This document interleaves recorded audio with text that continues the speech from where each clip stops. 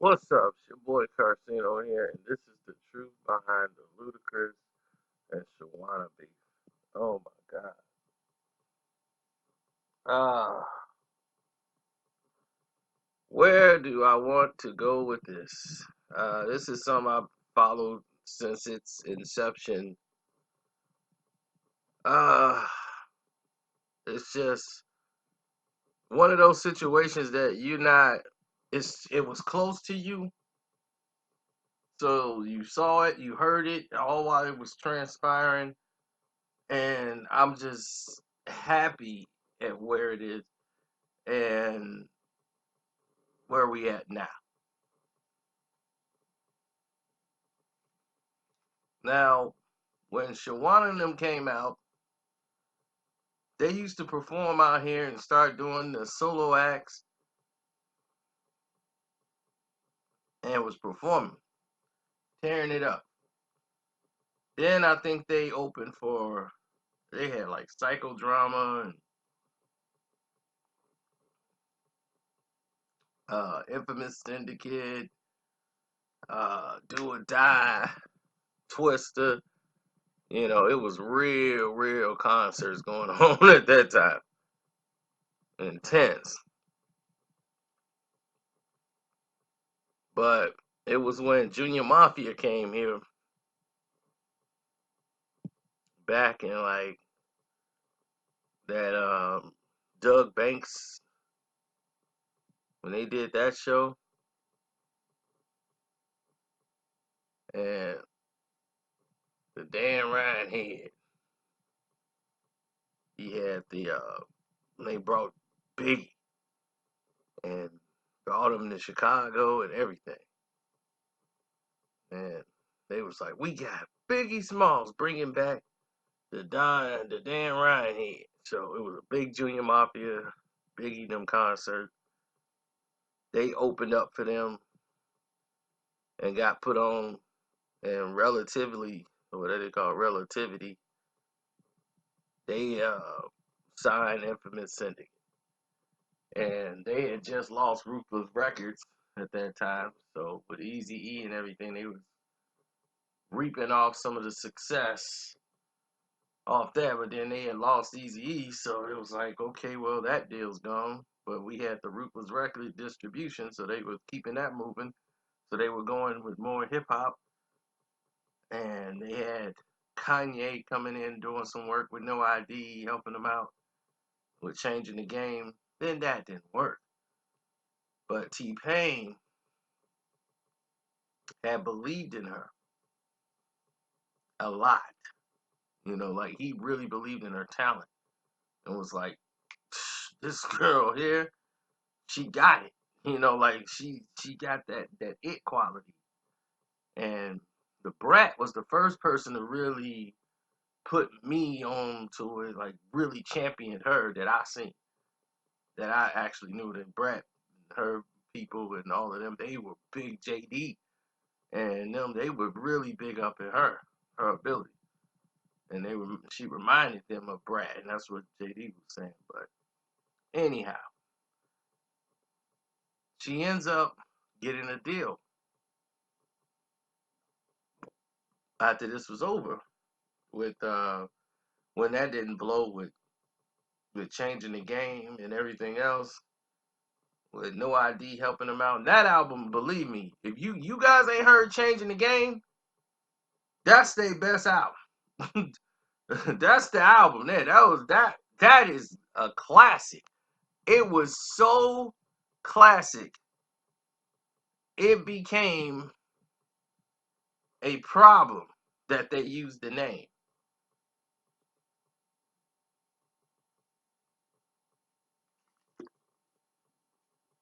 Okay? It was so hot of an album. Changing the Game was so hot, it became a problem with Mob Deep. Fake Ux still coming out using Infamous. I'ma say it for the last motherfucking time. It just come with your own or get shanked and shot at Queensbridge. That's the next industry convention.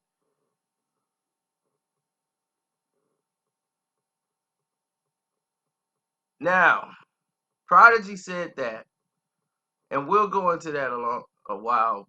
We'll do that later, okay? We'll get into that. So now I'm switching stories, and we'll go down that lane later. But let's stay here, okay?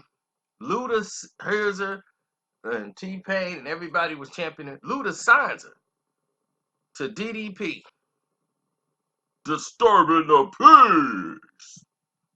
So when Luda got her, they came out and he put on a song that he was doing, because he was looking for a female artist. He was looking for that standout female artist that could do that with him. And Luda knew the Chicago airways. He used to be a DJ down here. He knew the circuits. He knew the people, the radio stations, and who they were saying was hot. He was looking for talent. And when he seeing people in ATL in Chicago buzzing about her, oh yeah, she was getting signed. So she ended up getting signed, and definitely when they did What's Your Fantasy, that was it. What's your fantasy? I wanna lick you on your head in your time. I was like, oh, what's your fantasy? So anyway, this starts to blow up. Her career is everybody buzzing like, man, her album finna drop, and this is finna go. This is gonna take off. But it was like they were dragging their feet, and they promoted that her album Worth the Wait was coming out. First, it had another title. Then they changed it to Worth the Wait. Like, oh, this was worth the wait.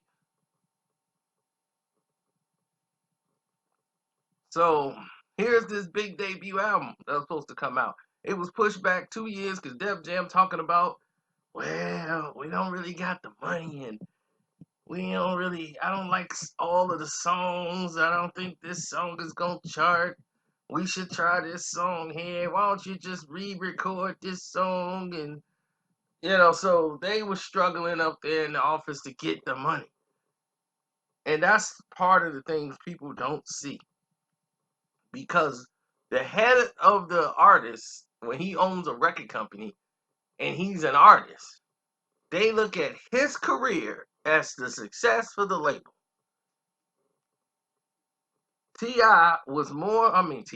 Ludacris was more successful than DTP. Those are just the facts. So when Luda's doing well, they think, whoa, the label's doing the same. Luda is Luda, DDP is DDP. When you DTP or whatever, disturbing the peace, Luda is backing that, but that's off the strength of Luda. Now, when they start doing well, that's why it has so many problems. Because the contracts were structured to basically screw the artists. And basically, you were going to have to sell a lot of records just to recoup the money that you got. And it would probably been better off for you staying independent. But that's why you got managers, you got people that can look over the contracts. And if you looked at it, it wasn't that bad. Some people contracts weren't that bad. Some people, they were never going to get out from under. So the little money they got, it was better than not having a deal at all. Now, looking at this scenario, she was not happy with the direction. It wasn't really the money. See, everybody thinks it's the money, it's this and that. It was a whole lot of combinations. When Def Jam is your biggest distributor, they have to just, provide the money. But you're not going to look at Def Jam. You're going to look at DTP and say, DDP, what's going on? Disturbing the peace. Like everybody in charge, what's happening here? And they're dragging their feet. And that's because Def Jam was looking at certain things that they wanted to have done with her. So they kept putting her on features and all these features, and she's not liking the directions because they're more that Miami, ATL, sex-oriented songs with Luda. Cadillac, real, Cadillac, spill. So when it was in that format, that's all they see you as. And that's what they want you to sell. And she wasn't that kind of artist. Her father is Buddy Guy, the famous blues musician. Buddy Guy. That's her daddy. She calls him on Father's Day.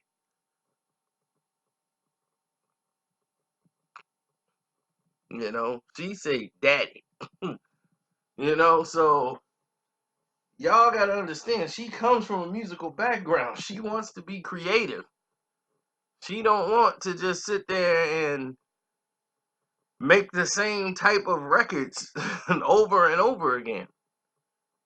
So after her album debuts and got very little promotion, it was a flop. Worth the Wait was definitely a great album, but it flopped.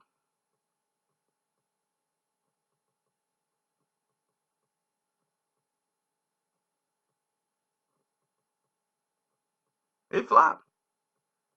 So Def Jam had a video game and they put her in it. That Fight for New York game, she's in that. Then Block Music comes out and what, '06 or something like that, and it sold even less.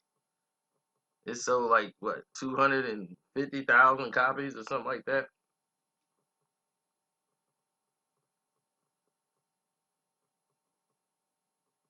So she went and teamed up with Clinton Sparks. They was gonna make a mixtape to try to prelude the album coming. And when you make a mixtape right before the album comes, you know, to try to get people think they got the tape. And when you say Block Music the mixtape, then when Block Music the album comes out, only certain people gonna know. That's kind of confusing.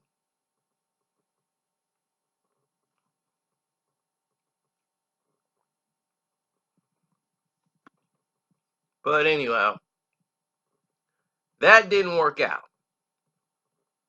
Now the situation shifts and pivots. Now the pressure is coming in because her career is not taking off. It's now going down. She's been there 6 years. She's been on features. She's got some money from doing this. And, you know, Luda and them, they're talking to her about, you know, the direction on her next album, her third album. Like, don't worry about it. We got an idea. You know, we got some things we're working on. And she feel like her creative ideas are not being listened to. And she's unhappy. So they decide to come out with this new album, and they were gonna call it Battle of the Sexes.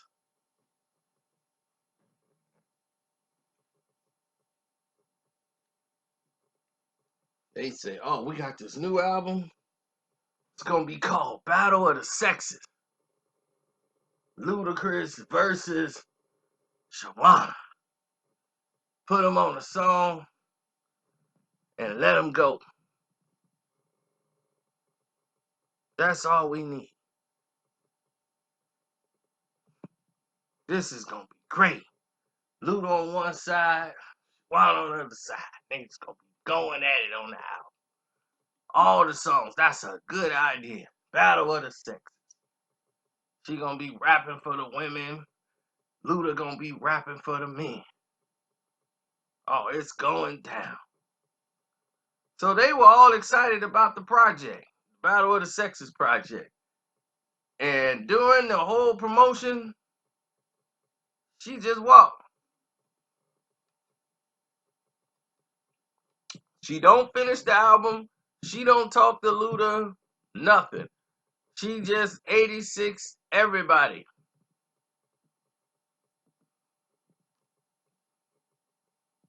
Can nobody find her? She don't want to talk to people. They like, what in the world is going on here? So Luda's ticked off. So in 2009 or 10, whatever, they just let her go. They's like, let her out of contract. Because money was spent and wasted on studio times, everything. Def Jam lost money, DDP lost money, putting all this stuff together.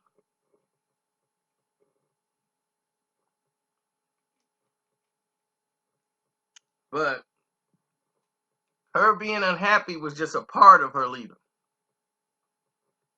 She left because she was pregnant. And during her pregnancy, she was a little out of her mind. And she had just found out she was pregnant. She didn't know she was pregnant. She didn't know. So while she's having her baby and going through her pregnancy, she's sitting there just, didn't want to be out there showing herself with her baby belly out there. She think that would probably hurt her career and all this stuff. So she didn't want to be seen during that time. So she wanted to sit back, weigh her options, see how everything was going to play out, and try to make a comeback later on. T-Pain was like, look, let me work with it. I think he got back to him. He found out that she was pregnant. Like, she didn't even tell her father, Buddy Guy didn't even know till she had the baby. She was very, real private about her being pregnant, period. The whole pregnancy. So, once she had the baby, and a couple of months go by, she's ready to get back into work. And she had some mixtapes. She was working with Twister and a lot of people in the Shy. She was getting ready to make her comeback. She started putting out some mixtapes, and you starting to see the fire come back. But then things started to take a turn for, I would say, just take a turn. All the way at the BET Awards, you see Ludacris and DDP was basically the ones hosting the DDP, BET Awards or whatever. So they wanted Shawnna, her manager was like, oh yeah, you're gonna be, we want you guys to do the BET thing. So it's gonna be a real rolling out for her. She was gonna like preview some her new single and talk about it, and then here comes her new album and everything. And right then and there, she thought everything was everything, like everybody just amicably went their own way. But DDP, and they was like, they do not want you on the red carpet. They do not want you at the award ceremony. So she was embarrassed. She felt like just completely just like, my God, I can't believe it. They're really bitter at me still. And it's like, she didn't get it. It's like, you never had a conversation with Ludacris. I mean, DDP is hosting this event. I mean, BET went and made that decision without talking to Luda first. Once Luda and them found out that Shawnna was going to be at the awards and on the red carpet, and they were going to try to do a What's Your Fantasy with her, and then they didn't really know and understand the relationship of what went down. Once it was explained to them that they weren't that cool, oh yeah, that had to cease right away. So she was like, oh my God, they're going to try to torpedo my career. That's what she was thinking. So she started fighting back in the media. Now, this might not have happened if she didn't go 4 years. When she did leave, she did a Vibe interview, basically bashing DDP. And I saw that in the Vibe magazine. I'm like, you did a Vibe thing. She don't even remember it probably. She's like, this is the first time I'm talking about it. I'm like, no, it isn't. Because you did this in Vibe. And that's probably what pissed them off, is that had she not said anything in the press, period, when she left, none of this would probably be taking place. But she basically blasts DDP about the way they did business and, how the direction, and she wasn't happy with her career in the Vibe interview. That 4 years down the road, 4 or 5 years later down the road, when this opportunity come up, of course DDP ain't gonna want to see you. They ain't gonna want you on the red carpet. I would have asked BET right away. I was like, man, is DDP, they kind of like hosting the BET Awards? Is they cool with all this? Cause there's no way. I mean, it's perfectly logic to me that they wouldn't want to see me. But I guess she thought it was all water under the bridge. So when this happened, and then she's going out blasting them all over again, you know, they were making sure Shawnna songs, radio stations, certain DJs, they couldn't even play her music. T-Pain was trying to, you know, like, hey, you know, let's not, you know, he was trying to keep the peace, you know, because she basically threw him under the bus too by not even doing that, by just walking away. He had to go through a lot, you know, because he basically fended for her, you know. So that was a bad thing to see at that time, and they hadn't spoken for over 10 years. I would say probably 14 years. Her and Ludacris did not speak to one another.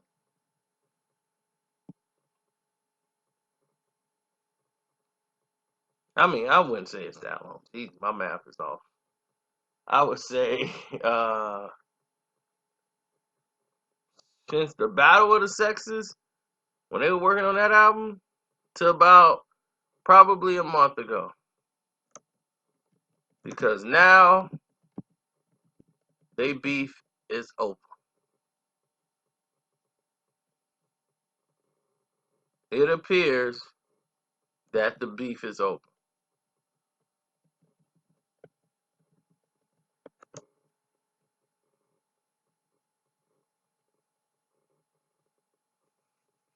Now, I saw the Instagram picture. Everybody's liking it.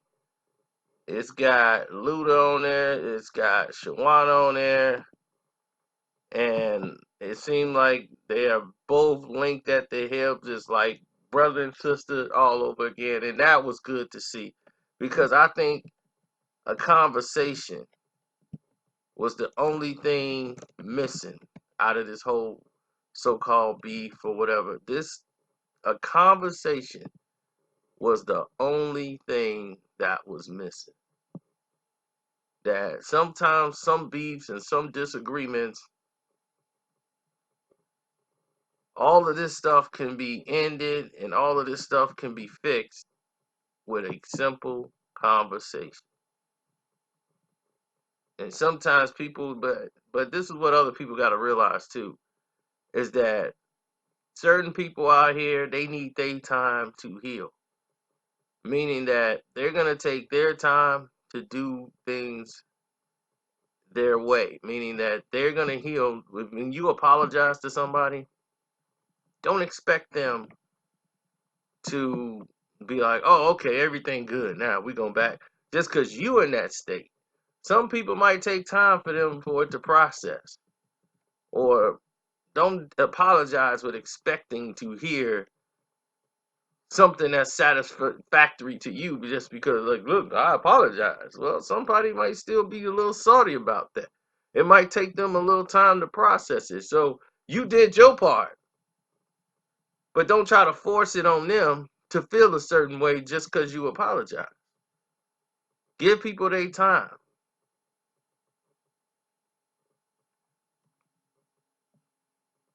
So that's why I'm saying the reason why I didn't even want to do this one. For years, I never wanted to do the Ludacris and Shawnna.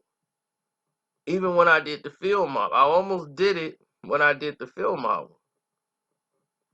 And I didn't want to touch this because I was like, this one like close to home, you know?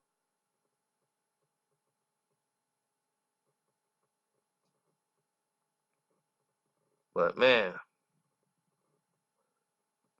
I'm glad for one thing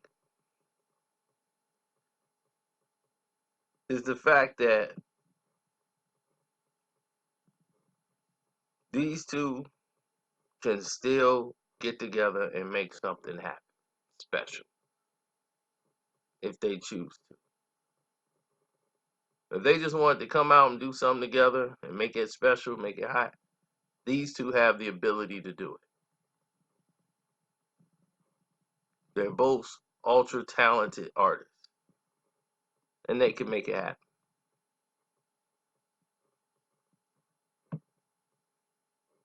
So, on that note, I am out.